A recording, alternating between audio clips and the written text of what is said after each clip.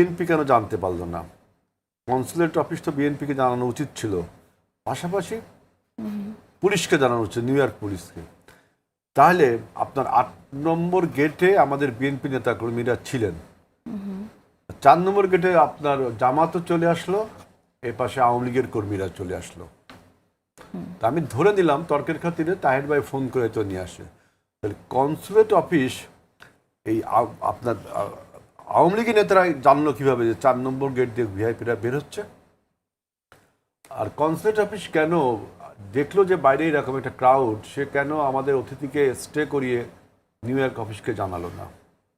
এবং দেখেন যখন জামাত ইসলামের নেতাকর্মীরা তাহের ভাইকে নিয়ে বের হয়ে যাচ্ছে, তখন আমাদের মহাসচিব আক্তার যারা এরা সবাই ছিল, আপনি ভিডিও দেখছেন।